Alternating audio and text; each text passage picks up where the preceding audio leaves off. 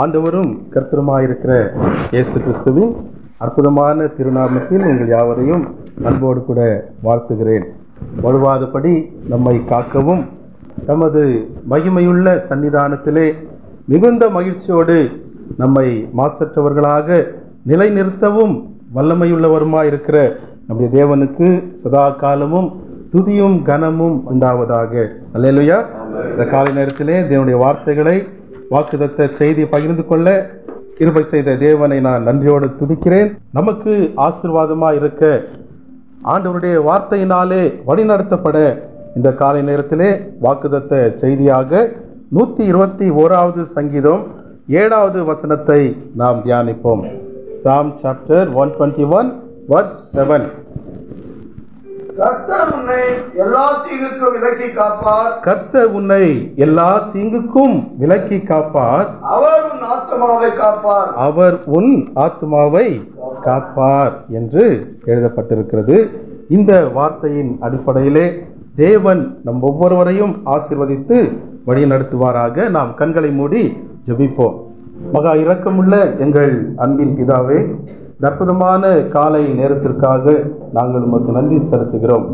இப்பொழுதும் கூட ஆண்டவரே, இந்த வார்த்தைகளினாலே வாக்குத்தத்த வசனங்களினாலே எங்களோடு கூட பேசும். இந்த வார்த்தைகள் இந்த மாதம் முழுவதும் எங்களை வழிநடத்த, நாங்கள் வலிமை பெறச் செய்ய, வாழ்வு பெற உதவி செய்யத்தக்கதாக கூட நாங்கள் ஜெபிக்கிறோம். இந்த மாதத்திலே ஆண்டவரே, இந்த வார்த்தைகள் எங்களுடைய வாழ்க்கையிலே நிறைவேற நாங்கள் என்ன செய்ய வேண்டும், எப்படி ஜீவிக்க வேண்டும், இந்த வாழ்வு முறை எப்படி இருக்க வேண்டும் என்று கர்த்தர் எங்களோடு கூட பேசத்தக்கதாக எங்களை தாழ்த்தி ஒப்பு கொடுக்கிறோம். தொடர்ந்து எங்களோடு கூட இடைப்படும். எல்லா மகிமை துதி ஸ்தோத்திரங்களை உமக்கே செலுத்துகிறோம். இயேசு கிறிஸ்துவின் அற்புதமான நாமத்தில் ஜெபிக்கிறோம் ஜீவனுள்ள பிதாவே, ஆமென். இந்த மாதத்திலும் ஆண்டவர் நம்மை ஆசீர்வதிப்பார். நமக்கு தமது வார்த்தையினாலே நம்பிக்கையையும் விசுவாசத்தையும் கொடுத்து நம்மை ஆசீர்வதிப்பார். தேவனுக்கு துதி உண்டாகட்டும். நாம் வாசித்த 121வது சங்கீதம் 7வது வசனத்திலே நாம் இப்படி வாசித்தோம். என்ன வாசித்தோம்? கர்த்தர் உன்னை எல்லா தீங்குக்கும் விலக்கி காப்பார். அவர் உன் ஆத்துமாவை காப்பார். ஆம் பிரியமானவர்களே, நம்முடைய ஆண்டவர் நம்மை காப்பாற்றுகிறவர். நம்மை காப்பாற்றுகிற தேவன் நமக்கு இருக்கிறார். இந்த உலகத்திலே பலவித பாடுகள் உண்டு, சஞ்சலங்கள் உண்டு, போராட்டங்கள் உண்டு, வருத்தங்கள் உண்டு. இப்படிப்பட்ட சூழ்நிலையிலே ஆண்டவர் நம்மை பாதுகாக்க அவர் வல்லமை உள்ளவராய் இருக்கிறார். அநேக நேரத்திலே நாம் இப்படி கேட்போம், யாருங்க என்னை காப்பாற்றுவார்? பல விஷயங்களை நம்பிக்கொண்டிருந்தேன், பலரை நம்பிக்கொண்டிருந்தேன், தொழிலை நம்பிக்கொண்டிருந்தேன், வியாபாரங்களை நம்பிக்கொண்டிருந்தேன். எல்லாவற்றிலும் ஏமாற்றம் இருக்கிறது, தோல்வி இருக்கிறது என்று குழம்பி தவித்து கொண்டு ஒருவேளை காணப்படலாம். இந்த காலை நேரத்திலே ஆண்டவர் சொல்லுகிறார், அவர் உன்னை எல்லா தீங்குக்கும் விலக்கி காப்பார். அவர் உன் ஆத்துமாவை காப்பார். பிரியமானவர்களே, நம்மை காக்கிற தேவன் சிருஷ்டிப்புகள் அல்ல, உருவாக்கப்பட்டவைகள் அல்ல. உருவாக்கினவரிடத்திலிருந்து நமக்கு பாதுகாப்பு வருகிறது. வானத்தையும் பூமியையும் உண்டாக்கின கர்த்தரிடத்திலிருந்து எனக்கு ஒத்தாசை வரும் என்று சங்கீதக்காரன் ஆரம்ப வசனத்திலே எழுதுகிறார். நம்மை காக்கிற தேவன் ஏதோ சிருஷ்டிக்கப்பட்டவைகள் அல்ல, எல்லாவற்றையும் உருவாக்கினவர். நம்மையும் உருவாக்கின தேவன் தான் இந்த காலை நேரத்திலே நம்மோடு கூட பேசுகிறார். அவர் உன்னை எல்லா தீங்குக்கும் விலக்கி காப்பார். அவர் உன் ஆத்துமாவை காப்பார்.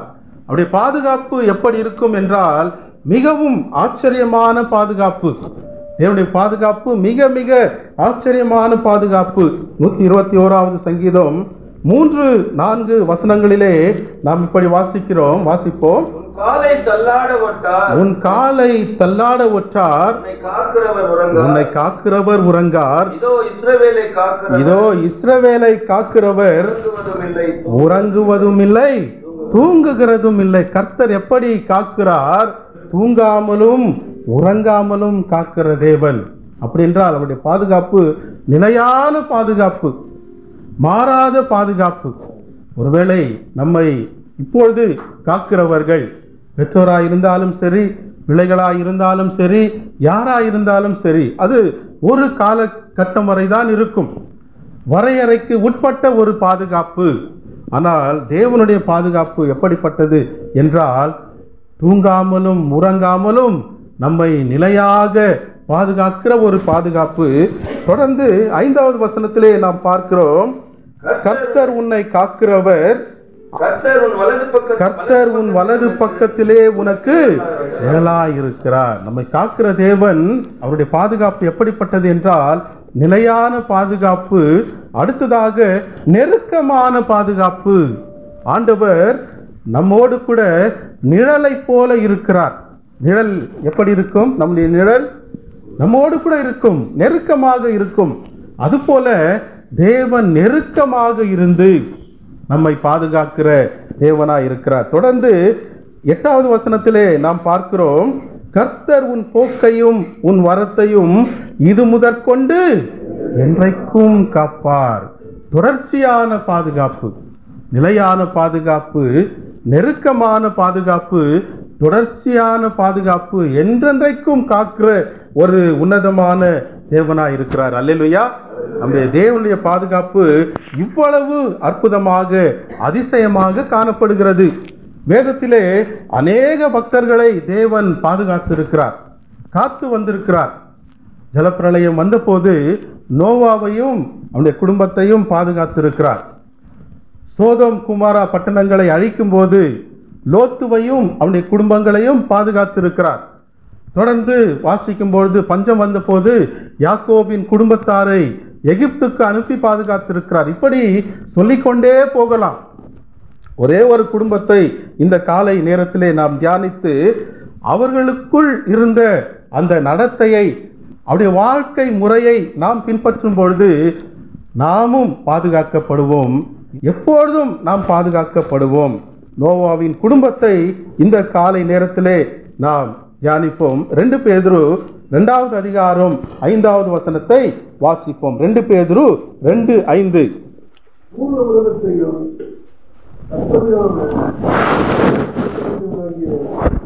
முதலான 8 பேரை காப்பாற்றி அவபக்தியுள்ளவர் நிறைந்த உலகத்தின் மேல் ஜலப்பிரளயத்தை வரப்பட்டு. இந்த இடத்திலே எழுதப்பட்டிருக்கிறது, ஆண்டவராகிய தேவன் என்ன செய்தாராம்? பூர்வ உலகத்தையும் தப்ப விடாமல் நீதியை பிரசங்கித்தவனாகிய நோவா முதலான 8 பேரை காப்பாற்றினார். அவபக்தியுள்ள ஜனங்களை தண்ணீரினால் அழித்து போட்டார் என்று எழுதப்பட்டிருக்கிறது. பிரியமான தேவனுடைய பிள்ளைகளே, நம்முடைய வாழ்க்கையிலே தேவனுடைய பாதுகாப்பை பெற்றுக்கொள்ள நோவா வாழ்ந்த அந்த வாழ்க்கை முறையை நாமும் பின்பற்றும் பொழுது நம்முடைய வாழ்க்கையிலே நாம் தேவனுடைய பாதுகாப்பை நிச்சயமாக பெற்றுக்கொள்ள முடியும். அல்லேலூயா. அவர் உன்னை எல்லா தீங்குக்கும் விலக்கி காக்கிறவர், அவர் உன் ஆத்துமாவை காக்கிறவராய் இருக்கிறார். நோவாவின் வாழ்க்கை முறை எப்படி இருந்தது? ஏன் தேவன் அந்த காலத்திலே எல்லா ஜனங்களையும் காப்பாற்றவில்லை? ஏன் தேவன் நோவாவை மாத்திரம் காப்பாற்றினார்? அவருடைய வாழ்க்கை எப்படி இருந்தது என்று பார்க்கும்பொழுது 3 காரியங்களை நாம் சுருக்கமாக சிந்திப்போம். முதலாவது, நோவாவின் வாழ்க்கை எப்படி இருந்தது என்றால் அருள் நிறைந்த வாழ்க்கை, ಅನುಗ್ರಹದಿಂದ ತುಂಬಿದ ಜೀವನ. இரண்டாவது, அசுத்தத்திற்கு விலகின வாழ்க்கை, அசுத்தத்தைಯಿಂದ ದೂರವಾದ ಜೀವನ. மூன்றாவதாக, ஆண்டவரோடு சஞ்சரித்த வாழ்க்கை, அத்புத தேவரೊಂದಿಗೆ ಕಳೆದ ಜೀವನ. 3 காரியங்கள்: அருள் நிறைந்த வாழ்க்கை, அசுத்தத்துக்கு விலகின வாழ்க்கை, அன்பரோடு சஞ்சரித்த ஒரு வாழ்க்கை. முதலாவதாக ஆதியாகமம் 6:8 நாம் பார்க்கும்போது வாசிப்போம். நோவாவுக்கோ கர்த்தருடைய கண்களில் கிருபை கிடைத்தது. தேவனுடைய கிருபைகளை பெற்றுக்கொண்ட ஒரு வாழ்க்கை, அருள் நிறைந்த ஒரு வாழ்க்கை. பிரியமான தேவனுடைய பிள்ளைகளே, தேவனுடைய கிருபை நம்முடைய வாழ்க்கையிலே மிகவும் அவசியமானதாக இருக்கிறது. நாம் எதை இழந்து போனாலும் தேவனுடைய கிருபையை ஒரு காலமும் இழந்து போகக்கூடாது. ஆமென். அவருடைய கிருபை நம்மை தாங்கும். அவருடைய கிருபை நம்மை பலப்படுத்தும், அவருடைய கிருபை நம்மை வழி நடத்தும், அவருடைய கிருபை நம்முடைய வாழ்க்கைக்கு போதுமானதா இருக்கும். ஆகவே எதை இழந்து போனாலும் தேவனுடைய கிருபையை ஒரு காலமும் இழந்து போகாதபடிக்கு நாம் இருக்க வேண்டும். அவருடைய கிருபையினாலே தான் இலவசமாக அவருடைய இரத்தத்தினாலே நாம் மீட்கப்பட்டிருக்கிறோம். அவருடைய கிருபை நாம் நிர்மூலமாகாமல் இருக்கும்படியாக அவருடைய கிருபை வழிநடத்தி வருகிறது. ஆகவே கிருபையை இழந்து போகாதபடிக்கு நாம் இருக்க வேண்டும். இந்த நோவாவுக்கோ கர்த்தருடைய கண்களிலே கிருபை கிடைத்தது. அந்த கிருபையை, அந்த அருளை நோவா பெற்றிருந்தபடினாலே தான் அந்த கொடிய அழிவுக்கு ஜலப்பிரளயம் வந்தது. உலகமெல்லாம் அழிந்து போனது. 40 நாட்கள் இரவும் பகலும் ஓயாத மழை, வானத்தின் மதகுகள் உடைந்து விழுந்தன, பூமியின் ஊற்றுக்கண்கள் பிளந்து போயின, எல்லாரும் அழிக்கப்பட்டார்கள். ஆனால் நோவா முதலான 8 பேர் மாத்திரமே காக்கப்பட்டார்கள். அதற்கு காரணம் என்னவென்றால், தேவனுடைய கண்களிலே நோவாவுக்கோ கிருபை கிடைத்தது. அப்படிப்பட்ட கிருபையை தேவன் நமக்கும் கொடுத்திருக்கிறார். வார்த்தை மாம்சமாகி கிருபையினாலும் சத்தியத்தினாலும் நிறைந்தவராய் நமக்குள்ளே வாசம் பண்ணினார். அவருடைய பரிபூரணத்தினாலே நாம் கிருபையின் மேல் கிருபையை பெற்றிருக்கிறோம். அல்லேலூயா. அந்த கிருபையை நாம் ஒரு காலமும் இழந்து போகக்கூடாது. யாருக்கு இப்படிப்பட்ட கிருபையை கொடுக்கிறார் என்று பார்க்கும்பொழுது, யாக்கோபு 4வது அதிகாரம் 6வது வசனத்தை நாம் வாசிப்போம். யாக்கோபு 4:6. அவர் அதிகமான கிருபையை அளிக்கிறாரே, ஆனால் தேவன் பெருமையுள்ளவருக்கு எதிர்த்து நிற்கிறார், தாழ்மையுள்ளவருக்கு கிருபை அளிக்கிறார். இந்த இடத்துல பாருங்கள், யாக்கோபு எழுதுகிறார், அவர் அதிகமான கிருபையை அளிக்கிறாராம். அதனால் தேவன் பெருமை உள்ளவர்களுக்கு எதிர்த்து நிற்கிறார், தாழ்மை உள்ளவர்களுக்கோ கிருபை கொடுக்கிறார். நாம் தேவனுடைய கிருபையை பெற வேண்டும் என்றால் தாழ்மையாய் ஜீவிப்பது மிகவும் அவசியமாயிருக்கிறது. இந்த மாதம் தேவன் நம்மை காக்க வேண்டும் என்றால் தாழ்மையை நாம் தரித்து கொள்ள வேண்டும். நம்முடைய வாழ்க்கையிலே தாழ்மையை வெளிப்படுத்த வேண்டும். அநேக நேரத்திலே நாம் தாழ்மை உள்ளவர்களாக இருப்பதில்லை. பெருமை நம்மை ஆட்கொள்ளுகிறது. நான் யார் தெரியுமா, என்னுடைய நிலை என்ன தெரியுமா, என்னுடைய அந்தஸ்து என்ன தெரியுமா என்று சொல்லி தாழ்மை இல்லாதவர்களாக சுயம் நம்மை ஆளுகை செய்கிறது. பெருமை நம்மை ஆளுகை செய்கிறது. பெருமை உள்ளவர்களாக இருக்கிறோம். இப்படி நாம் ஜீவித்தால் தேவன் நமக்கு எதிராளியாக மாறிவிடுவார். பிரியமானவர்களே, தேவன் நம்முடைய பட்சத்தில் இருக்க வேண்டும். தாழ்மையாயிருந்தால் தேவன் நமது பட்சத்தில் இருப்பார். பெருமை உள்ளவர்களாயிருந்தால் தேவன் நமக்கு எதிராளியாக வந்து விடுவார். ஆகவே பிரியமான தேவனுடைய பிள்ளைகளே, நாம் தாழ்மையாய் இருக்கும் பொழுது தேவனுடைய கிருபையை அளவில்லாமல் நாம் பெற்றுக்கொள்ள முடியும். ஆகவே நாம் தாழ்மையாக இருப்போம்.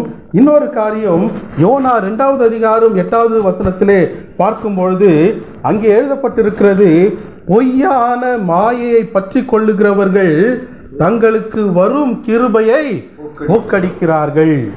பொய்யான மாயைகள் உலகமெல்லாம் நிரம்பி வழிகிறது. எங்கு பார்த்தாலும் விக்கிரக ஆராதனைகள், உலக ஞானம், உலக ஸ்நேகம், மாம்சத்துக்குரிய காரியங்கள், சுயத்தை மேன்மைப்படுத்தும் காரியங்கள், மாயைகள் நிரம்பி காணப்படுகிறது. அவைகளை பின்பற்றி போகிறவர்கள் தங்களுக்கு வரும் கிருபையை போக்கடிக்கிறார்கள் என்று எழுதப்பட்டிருக்கிறது.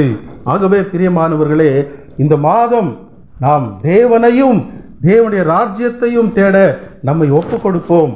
தேவனை தேடும் பொழுது நிலையான கிருபையை நாம் பெற்றுக்கொள்ள முடியும். பொய்யான மாயை பின்பற்றுகிறவர்கள் தங்களுக்கு வரும் கிருபையை போக்கடிக்கிறார்கள், தேவனுடைய பாதுகாப்பை இழந்து போவார்கள். இது முதலாவது காரியம். நோவாவின் வாழ்க்கை எப்படி இருந்தது? அருள் நிறைந்த வாழ்க்கை. நாமும் தேவனுடைய கிருபையை பெற்றுக்கொண்ட வாழ்வை இந்த மாதத்திலே வாழ்வோம். இரண்டாவதாக, அசுத்தத்திற்கு விலகின வாழ்க்கை. நோவாவின் வாழ்க்கை எப்படி இருந்தது? ஆதியாகமம் 6வது அதிகாரம் 9வது வசனத்திலே நாம் இப்படி வாசிக்கிறோம். ஆதியாகமம் நோவாவின் வம்ச வரலாறு. நோவா தன் காலத்தில் இருந்தவர்களுக்குள்ளே நீதிமானும் உத்தமனுமாயிருந்தான். நோவாவின் வாழ்க்கை எப்படி இருந்தது? தன் காலத்தில் இருந்தவர்களுக்குள்ளே நீதிமானும் உத்தமனுமாயிருந்தான். நோவாவின் காலம் எப்படி இருந்தது? அதே ஆதியாகமம் 6வது அதிகாரம் 5, 6, 11, 12 வசனங்களிலே நாம் பார்க்கும் பொழுது மனுஷருடைய அக்கிரமம் பூமியிலே பெருகி போயிருந்தது. மக்கள் எல்லாரும் கெட்டு போயிருந்தார்கள், தங்கள் வழிகளை கெடுத்து கொண்டிருந்தார்கள். தேவன் பூமியை பார்த்தார், அது மிகவும் கொடுமையுள்ளதா இருந்தது. தேவன் பூமியிலே மனுஷனை உண்டாக்கினதற்காக மிகவும் மனஸ்தாபப்பட்டார் என்று எழுதப்பட்டிருக்கிறது. இப்படிப்பட்ட சூழ்நிலையிலே, பூமியில் உள்ள மக்கள் எல்லாம் கெட்டுப்போன ஒரு நிலையிலே, சீரற்ற ஒரு நிலையிலே நோவாவின் வாழ்க்கை எப்படி இருந்தது என்றால், நோவா தன் காலத்தில் இருந்தவர்களுக்குள்ளே நீதிமானும் உத்தமனுமாயிருந்தான் என்று எழுதப்பட்டிருக்கிறது. அவனுடைய வாழ்க்கை அசுத்தத்திற்கு விலகின ஒரு அற்புதமான ஒரு வாழ்க்கை. அப்படிப்பட்ட ஒரு வாழ்க்கையை நாமும் வாழ வேண்டும். பிரியமானவர்களே, அதே காலம் போலதான் இப்பொழுதும் இருக்கிறது. உலகமெல்லாம் விபச்சாரமும் ஆபாசமும் நிரம்பி வழிகிறது. இந்த சூழ்நிலையிலே நாமும் நோவாவை போல வாழ வேண்டும். ஊரோடு ஒத்துவாழ் என்று சொல்லுவார்கள். அப்படி வாழ்ந்தால்தான் நல்லது என்றும் சொல்லுவார்கள். இப்பொழுது அதை மாற்றி உலகத்தோடு ஒத்துவாழ் என்று சொல்லுகிறார்கள். பிரியமானவர்களே, நம்முடைய வேதத்துக்கு இந்த வாக்கியம் பொருந்தாது. ஆண்டவர் சொல்லுகிறார், மாறுபாடான இந்த சந்ததியை விட்டு விலகி உங்களை ரட்சித்துக் கொள்ளுங்கள். ரோமர் 12:2 பார்க்கிறோம், நீங்கள் இந்த பிரபஞ்சத்திற்கு ஒத்த வேஷம் தெரியாமல் தேவனுடைய நன்மையும் பிரியமும் பரிபூர்ணமான சித்தம் இன்னதென்று பகுத்தறியத்தக்கதாக உங்கள் மனம் புதிதாகிறதினாலே மறுரூபமாகுங்கள். ஆம், பிரபஞ்சம் எப்படி இருக்கிறதோ, உலகம் எப்படி இருக்கிறதோ அப்படி வாழ தேவன் நமக்கு கட்டளையிடவில்லை. அநேக நேரத்தில் நாம் சொல்லுகிறோம், எல்லாரும் செய்கிறார்கள் ஆகவே நானும் செய்கிறேன், எல்லாரும் பேசுகிறார்கள் ஆகவே நானும் கெட்ட வார்த்தை பேசுகிறேன், எல்லாரும் பொய் சொல்லுகிறார்கள் ஆகவே நானும் செய்கிறேன், எல்லாரும் தவறு செய்கிறார்கள் நானும் செய்கிறேன். பிரியமானவர்களே, நம்முடைய தேவன் நம்மை அழைத்தவர் யார்? அவர் பரிசுத்தர். உங்களை அழைத்தவர் பரிசுத்தராய் இருக்கிறது போல நீங்களும் உங்கள் நடக்கை எல்லாவற்றிலேயும் பரிசுத்தராயிருங்கள். நாம் பரிசுத்தமாய் ஜீவிக்கும் பொழுது நிச்சயமாக தேவன் நம்மை காப்பார். அவர் நம்முடைய ஆத்துமாவை காப்பார். ஆத்துமாவை காப்பார். ஆத்துமா மிகவும் முக்கியமானது. ஒரு மனிதன் உலகம் முழுவதையும் ஆதாயப்படுத்தி கொண்டாலும் தன் ஆத்துமாவை நஷ்டப்படுத்தினால் அவனுக்கு லாபம் என்ன? ஒருவேளை உலகத்தை தேடி சரீரத்துக்கு இன்பத்தை வருவித்துக் கொள்ளலாம், ஆனால் ஆத்துமா, நம்முடைய தேவன் ஆத்துமாவை காக்கிறவர். இந்த நோவா உத்தமனாய் வாழ்ந்தபடியினாலே, அசுத்தத்திற்கு விலகி வாழ்ந்தபடியினாலே நோவாவையும் அவன் குடும்பத்தையும் தேவன் பாதுகாத்தார். மூன்றாவதாக, கடைசியாக, ஆண்டவரோடு சஞ்சரித்த வாழ்க்கை. முதலாவதாக என்ன பார்த்தோம்? அருள் நிறைந்த வாழ்க்கை. இரண்டாவதாக அசுத்தத்திற்கு விலகின வாழ்க்கை. மூன்றாவதாக ஆண்டவரோடு கூட சஞ்சரித்த வாழ்க்கை. ஆதியாகமம் 6:9 பிற்பகுதியிலே நாம் பார்க்கிறோம், நோவா தேவனோடு சஞ்சரித்து கொண்டிருந்தான். நோவா எப்படி வாழ்ந்தான்? தேவனோடு கூட சஞ்சரித்து கொண்டிருந்தான், தேவனோடு இணைந்து வாழ்ந்தான், தேவனோடு கூட வாழ்ந்தான். நாமும் அப்படியே தேவனோடு கூட வாழ அழைக்கப்பட்டிருக்கிறோம். முதலாக அவ்வளவு பெரிய பேழையை நோவா கட்டுகிறார், மிகப்பெரிய கப்பல். ஒவ்வொரு காரியத்தையும் தேவன் அவனுக்கு சொல்லிக் கொடுத்தார், இல்லைங்களா? ஒவ்வொரு காரியத்தையும் தேவன் அற்புதமாக சொல்லிக் கொடுத்தார். எந்த மரத்திலே செய்ய வேண்டும், எந்த அளவிலே செய்ய வேண்டும், எந்த இடத்திலே வாசலை வைக்க வேண்டும், எந்த இடத்திலே பாதைகளை வைக்க வேண்டும், எத்தனை அடுக்குகள் அமைக்க வேண்டும், அந்த அடுக்குகளிலே கொடிய விலங்குகளை எங்கே வைக்க வேண்டும், பறவைகளை எங்கே வைக்க வேண்டும், எல்லாவற்றையும் தேவன் சொல்லிக் கொடுத்தார். ஆதியாகமம் 6வது அதிகாரம் 22வது வசனத்திலே நாம் பார்க்கும் பொழுது, நோவா அப்படியே செய்தான், தேவன் தனக்கு கட்டளையிட்டபடியெல்லாம் செய்து முடித்தான். பாருங்கள், தேவனோடு கூட அவன் இருந்தபடியினாலே தேவன் நோவாவோடு கூட பேசினார். நோவாவுக்கு கட்டளையிட்டபடியெல்லாம் அவன் அப்படியே செய்தான் என்று எழுதப்பட்டிருக்கிறது. பிரியமான தேவனுடைய பிள்ளைகளே, நாமும் தேவனோடு கூட இருக்கும் பொழுதுதான் தேவன் நம்மோடு கூட பேசுவார். நாம் தேவனோடு கூட இணைந்து நம்முடைய வாழ்க்கையை நடத்தும் பொழுது தேவன் அற்புதமாக பேசுவார். சங்கீதம் 32வது அதிகாரம் 8வது வசனத்திலே நாம் பார்க்கிறோம். சங்கீதம் 32:8 அங்கே ஆண்டவர் சொல்லுகிறார், நான் உனக்கு போதித்து நீ நடக்க வேண்டிய வழியை உனக்கு காட்டுவேன், உன்மேல் என் கண்ணை வைத்து உனக்கு ஆலோசனை சொல்லுவேன். தேவனோடு கூட நம்முடைய வாழ்க்கை இணைந்திருக்கும் பொழுது தேவன் அற்புதமாக நம்மோடு கூட பேசுவார். நான் உனக்கு போதித்து நீ நடக்க வேண்டிய வழியை உனக்கு காட்டுவேன். இதை செய், இதை செய்யாதே, அதை செய், இதை செய்யாது என்று அற்புதமாக தேவன் நம்மை வழிநடத்துவார். ஊழியர்களோடு கூட பேசுவார். நாம் வேதத்தை வாசிக்கும் போது பேசுவார். தேவனுடைய வார்த்தைகளை நாம் கேட்டுக்கொண்டிருக்கும் பொழுது தேவன் அற்புதமாக நம்மோடு கூட பேசுவார். அதற்கு நாம் தேவனோடு கூட இணைந்திருக்கிறவர்களாக இருக்க வேண்டும். தேவனுடைய சமூகத்தை விட்டு விலகி போகக்கூடாது.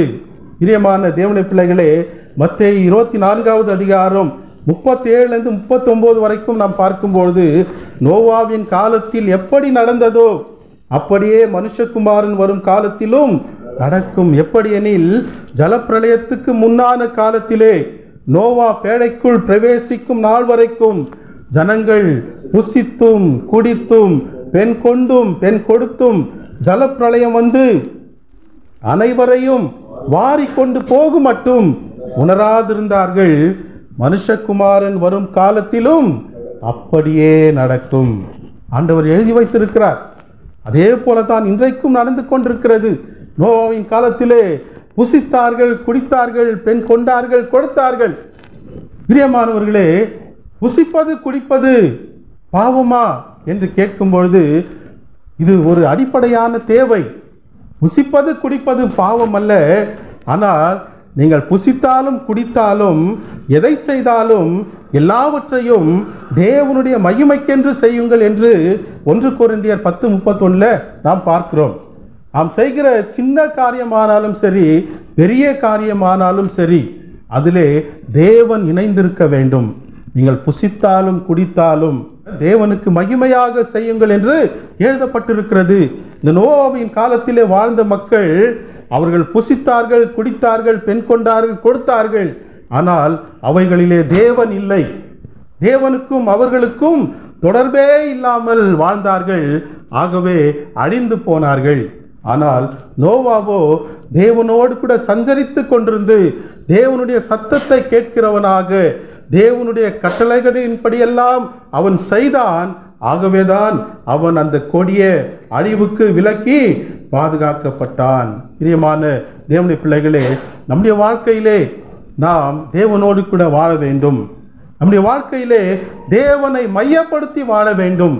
அப்பொழுது தேவன் நம்மை பாதுகாக்க வல்லமையுள்ளவராய் இருக்கிறார். நோவாவை போல அருள் நிறைந்த வாழ்க்கை, அசுத்தத்திற்கு விலகின வாழ்க்கை, ஆண்டவரோடு கூட சஞ்சரிக்கும் வாழ்க்கையை நாம் வாழும்போது ஆண்டவர் நம்மை எல்லா தீங்குக்கும் விலக்கி காப்பார்.